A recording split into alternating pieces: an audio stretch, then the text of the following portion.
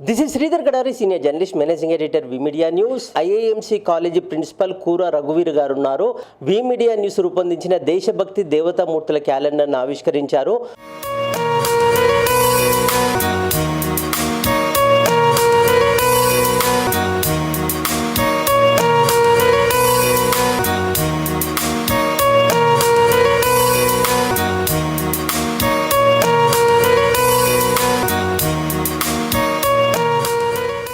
విద్యార్థులకి ఇచ్చే సందేశం అంటే ఏంటంటే దేశభక్తి నేర్చుకోవాలి, గురువులకు పేరెంట్స్కి రెస్పెక్ట్ ఇవ్వాలి.